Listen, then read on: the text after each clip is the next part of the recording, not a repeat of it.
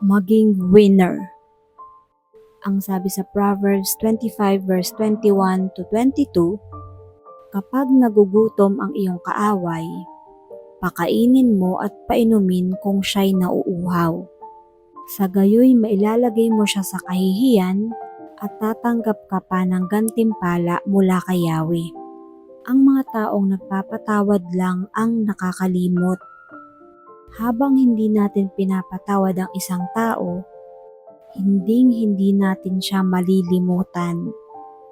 Tayo ang kawawa. Forget the feelings. It is impossible to forget people unless magka-amnesia ka. Pero, pwede mong kalimutan yung pakiramdam. Yung pakiramdam na masama. Be free. Turn them into people na pwede mong magustuhan by giving them positive influence. Nakakainis pala sila, nakakamuhi. E di subukan natin silang baguhin para maging nakakatuwa naman sila. Isa sa mga greatest victories is when we are able to turn an enemy into a friend.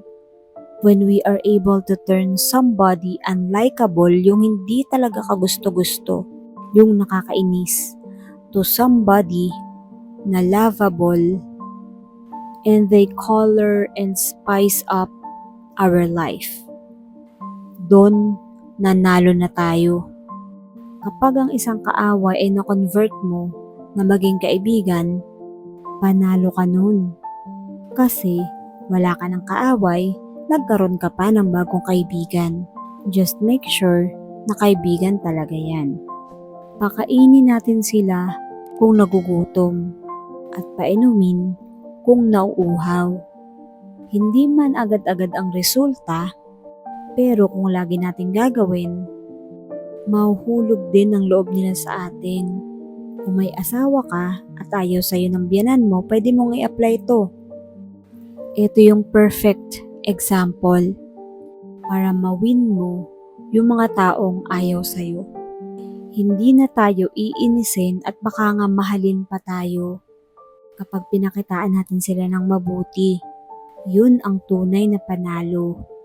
Kasi minsan, kapag yung gutom lalo mong ginutom, babangis yan at baka mamaya tayo pa ang gawing pagkain. Yung mga taong gipit na gipit at ginipit pa natin, at kung nangangailangan pagkatapos ay hindi natin tinulungan, magtatanim sila ng sama ng loob at maghihintay ng pagkakataon na makaganti. Kaya tayo dapat ang mag-adjust. Kung kaya rin lang nating tulungan, tulungan natin. Kung kaya natin gawa ng mabuti, gawa natin ng mabuti.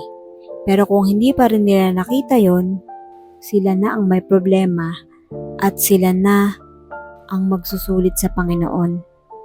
Ang Panginoon na ang bahala na magparusa sa kanila.